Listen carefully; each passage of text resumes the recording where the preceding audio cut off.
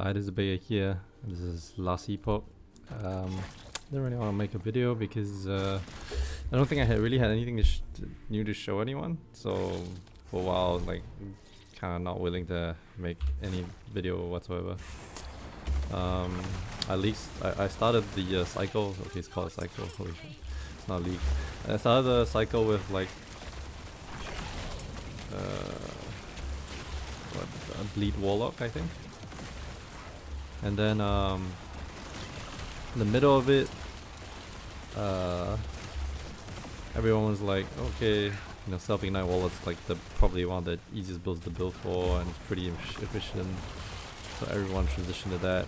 I kind of just stuck to bleed Warlock, mostly because I like Chaos Bolts and Chthonic Fissures interaction. And I like filling up the whole screen with clutter, as you can see. But yeah, I mean, definitely if you want to play a more you want to play a better build, I would say, you know, you definitely go self-ignite.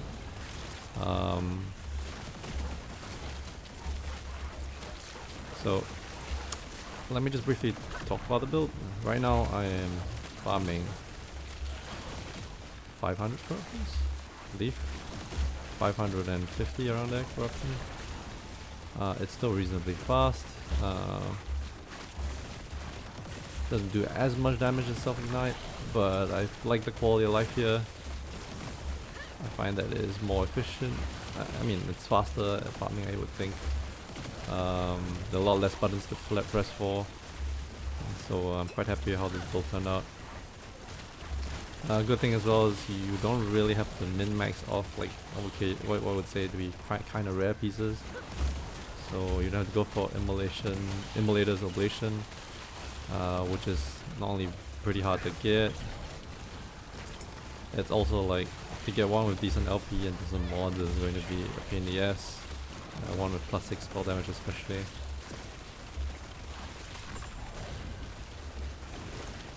And also mana management is a little bit more of a problem on that build. This one, it doesn't really have any mana management issues. You notice my mana doesn't really drop below like 200 or something, unless I spam Chthonic Fissure a lot.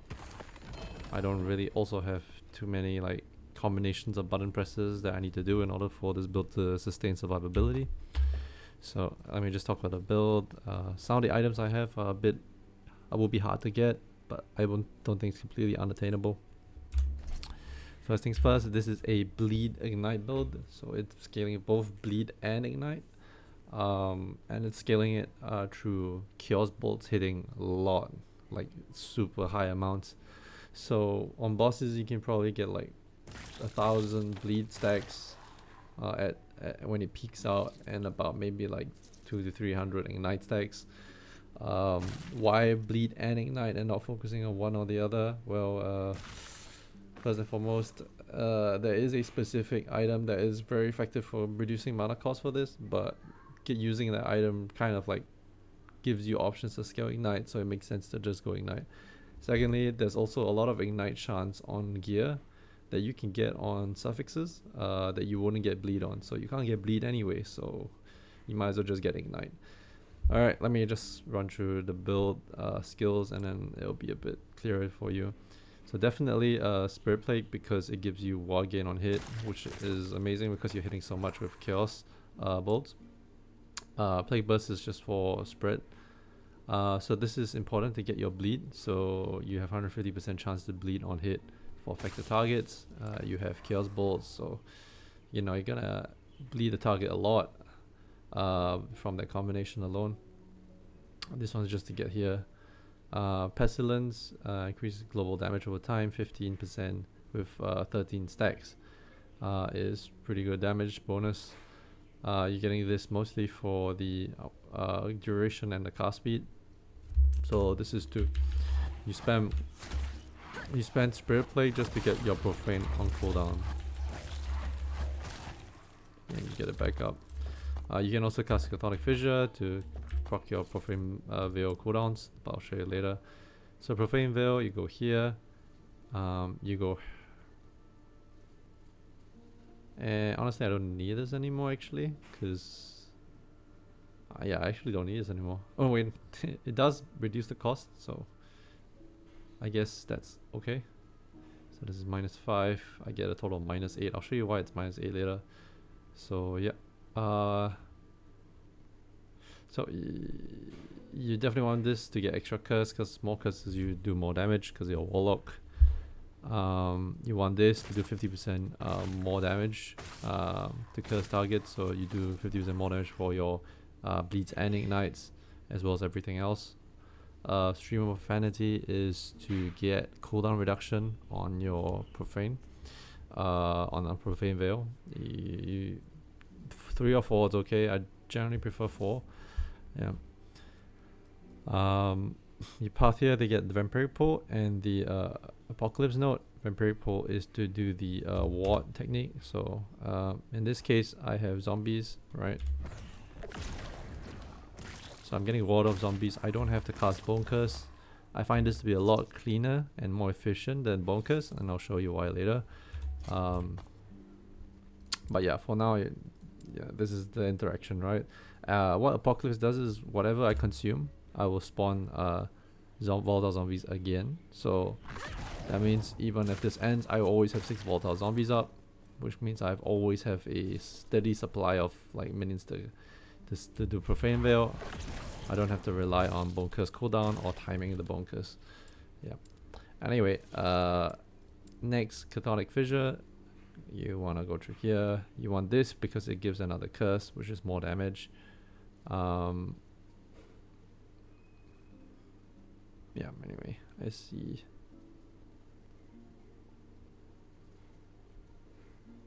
Not important, you're just going here for the curse actually, so these 3 points are just to get this curse.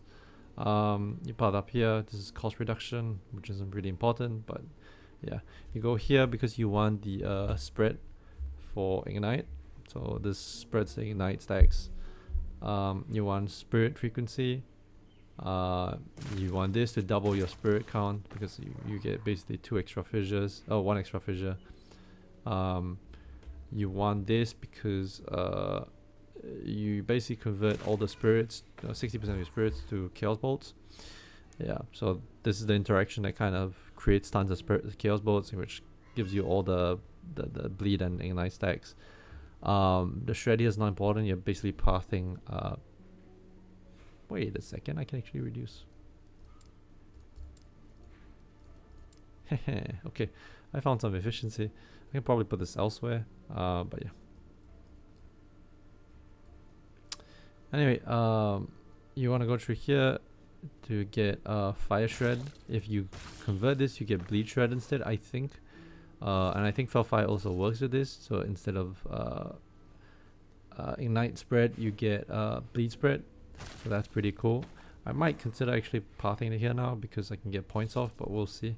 I might not. I might have to redistribute points somewhere. The reason why you're going through here to get 2 of this is not only because this gives you Shred, but this gives you increased frequency. So you have to consume Inferno Shades, unfortunately. I will show you how you generate Inferno Shades because I don't have Inferno Shade on the tree at all. Yeah. Anyway, let's go to Chaos Bolts. Chaos Bolts is to proc both Ignite as well as Bleed.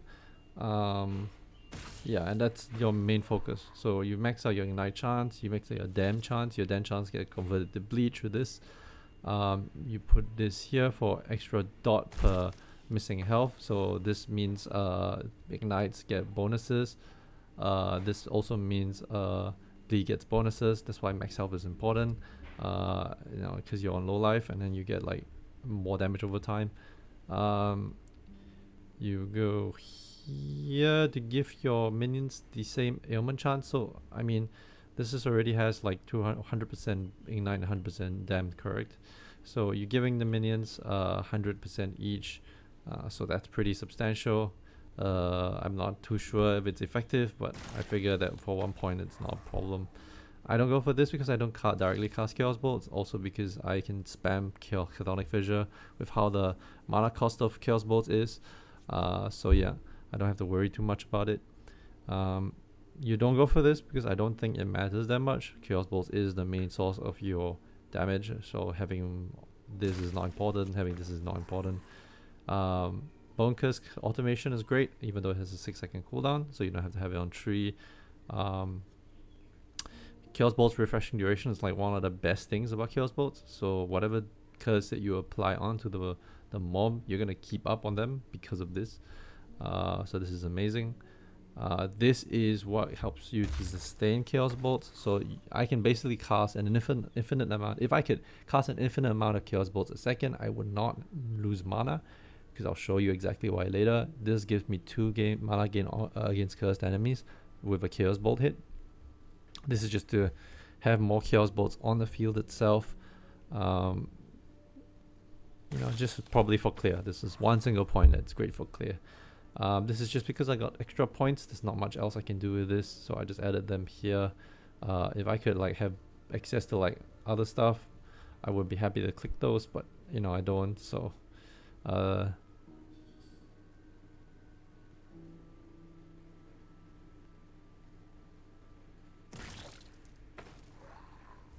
then again, wait, this is hit damage only, right?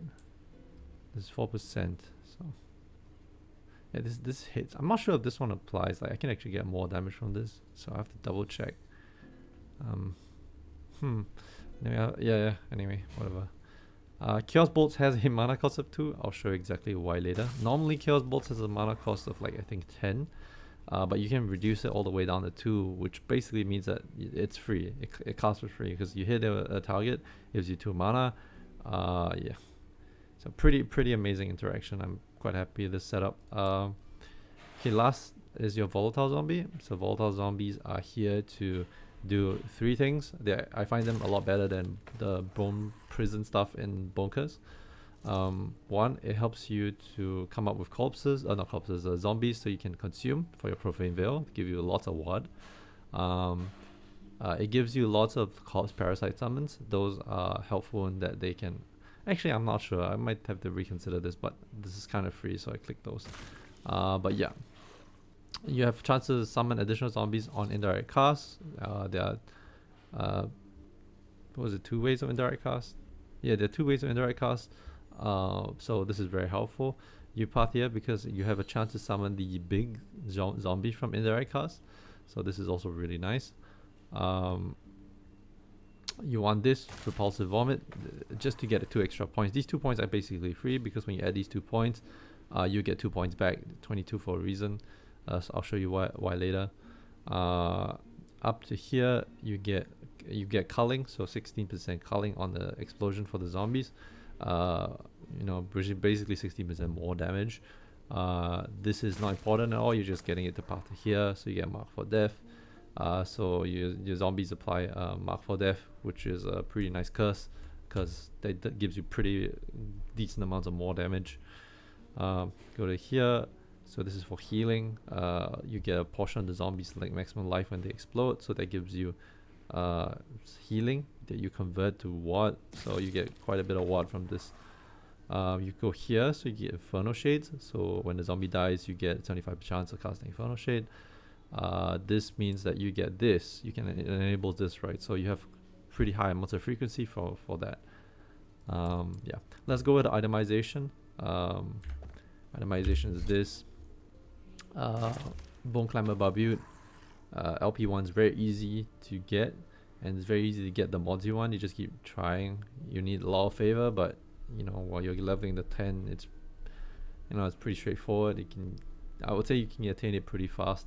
I've actually found the base myself and crafted this myself. This one, Exsanguine, the same thing. Find a 1 LP and then try to craft this on. You get increased spirit frequency. T7 would be great, I think. You can buy the bases from Merchants Guild and then slam them. It's pretty attainable as well. This is actually interestingly pretty attainable, and it's one of the core parts of the build. And it's one of the core parts of the build because you can get a -8 spell mana cost. So you get -4 for the 4 LP, and then you get -4 fire on the base. Yeah. So this gives you more fire damage, so you know, you do 40% more ignite damage. Gives you move speed, which is nice. It gives you damage over time. And then with the 4 LP, you can go DOTs, ignite, fire pen, lots of damage basically. and the damage per time is generic, so it helps you bleed as well. But mostly you're getting this for the cost reduction, so that you can like have pretty much free Chaos Bolts. Flayer's Pride is actually very efficient as an item because it gives you high amounts of chance of bleed, gives you physical penetration and bleed, which is more damage, and 13 int. 13 int is pretty substantial as well. If you're lucky, a 2 LP one is reasonably attainable, and then you slam on, you just try your luck. What you're looking for is minion health, necrotic res, that sort of thing.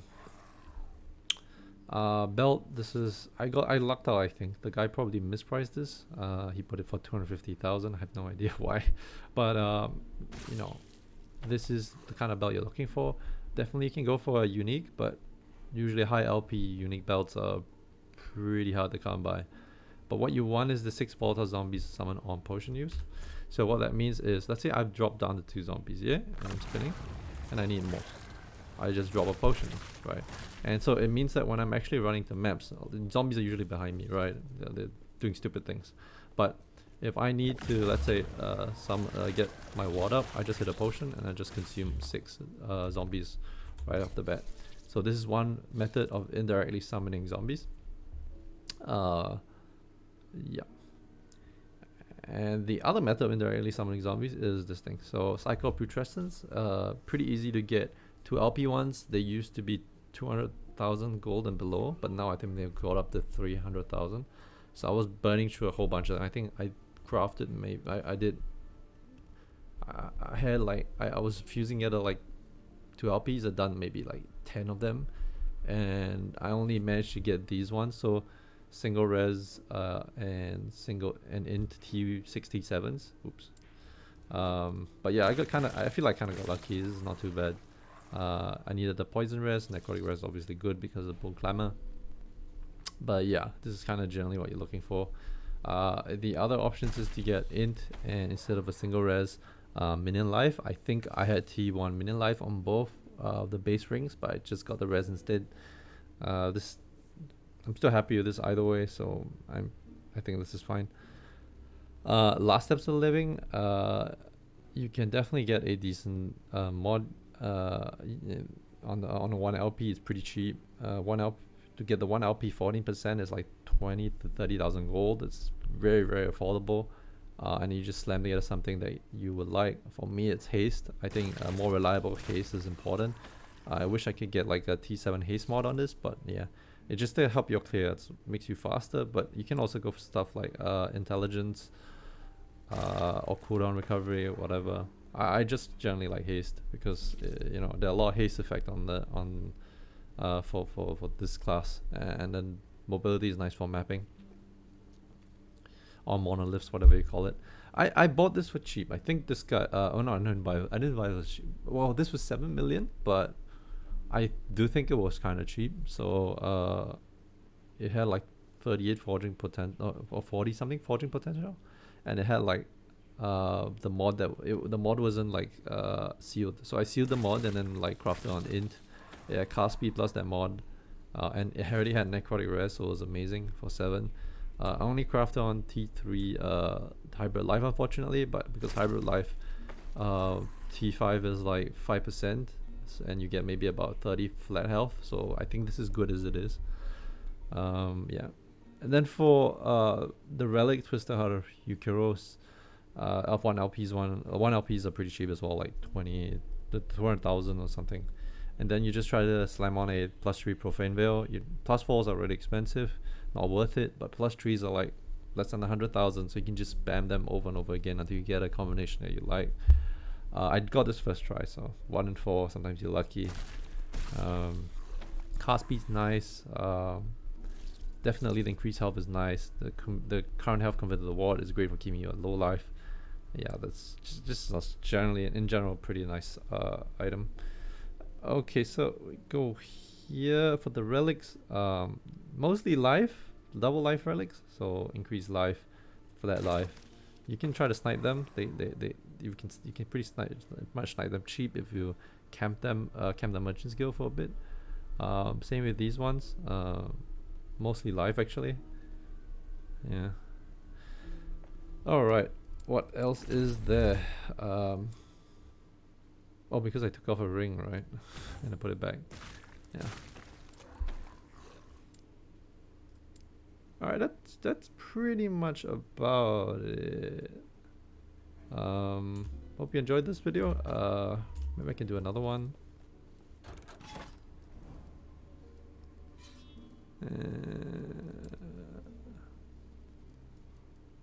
I don't want to do arena. Arena doesn't really showcase the build because you literally just stand still. And 500 corruption now. I mean, for how geared I am, it doesn't outperform like Self-Ignite. But you know. Well, technically, Self-Ignite gearing to like a Self-Ignite that can do this will probably cost like the same amount or slightly more, because a lot of Self-Ignite items are like expensive now. Because that build is pretty much the only like Warlock build that, you know, you can play.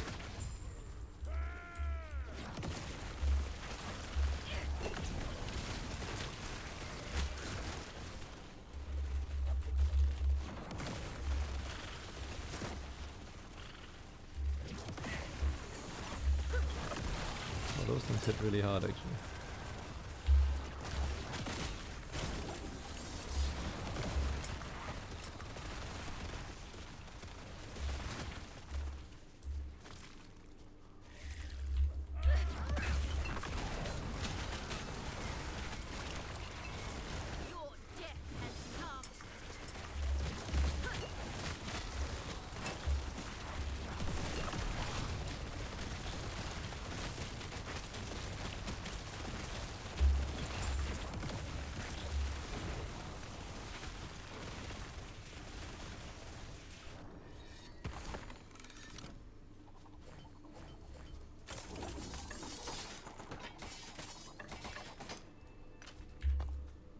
Alright, that's pretty much about it. Hope you enjoyed this video. I'm out. See you. Bye.